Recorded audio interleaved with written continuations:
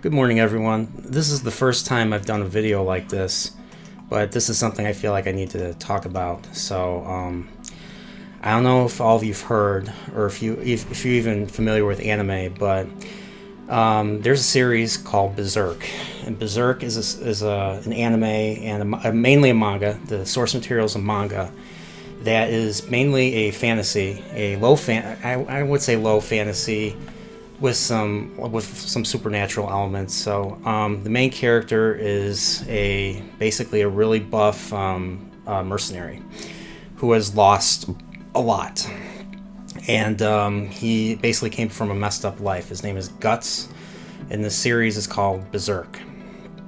And the this was an ongoing manga from as early as 1989, and I was really young then. So mainly, the creator of Berserk, and it was still ongoing, is Kentaro Miura. Miura-san has passed away back on May 6th. He had an acute aortic dissection, and this is sad because when it comes to creators and stuff, we get emotionally invested in a work, and Berserk is one series that I myself have been emotionally invested in for 15 years now, since 2006. And we got emotionally invested because of the scenarios, the characters. Guts's story arc is a huge gut punch as you either read the manga or watch the original anime. The original anime is excellent. It came out in '97. It's old school, it's old school cell shaded anime, and they made a couple of new anime series a few years ago using mostly CGI stuff, and it just looked awful, and I didn't like what they ultimately did. They skipped some story arcs that the manga covered. So I'm not a big fan of the last couple of Berserk series, but the original anime and the manga, in my opinion, is where it's at. And this is a situation. This is probably the very first for me, where I'm emotionally invested in something, in a work, and the creator has passed away before he can ultimately finish and achieve his vision. And I know a lot of people talk about this with George R. R. Martin and Game of Thrones series and stuff.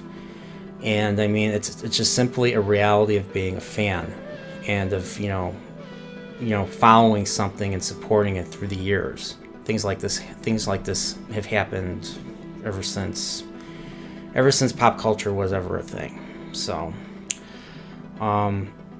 What I can tell you is that I would still recommend reading this, honoring Kentaro Miura's legacy. Basically, watch the anime, check out the anime. It's awesome, even though it ends on such a massive cliffhanger. It ended on such a massive cliffhanger that I started reading the manga myself because I really wanted to know what happened next.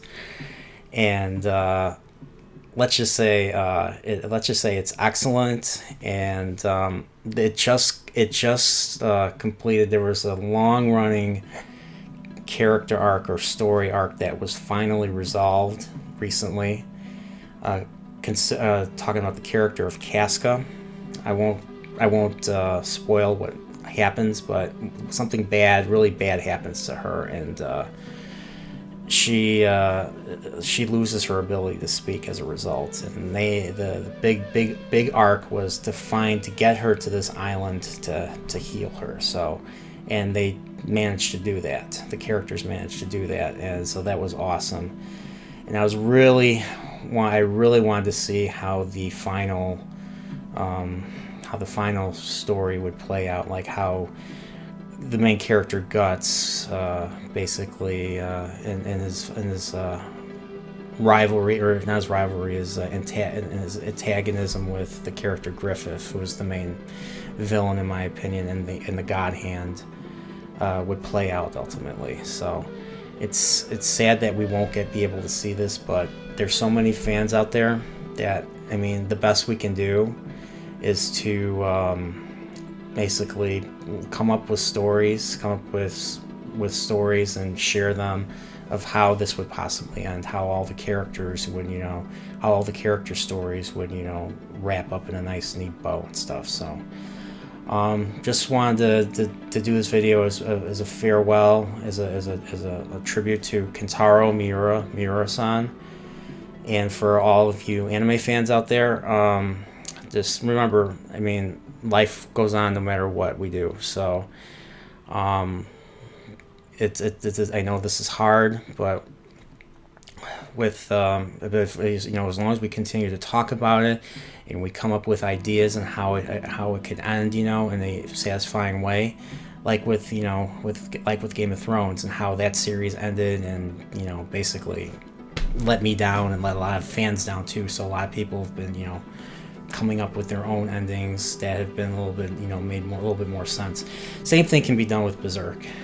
So once again, everyone, I'm sorry I have to say this, but the creator of Berserk passed away at the age of 54, before he could realize his vision. But that's just a reality that we all have to live with.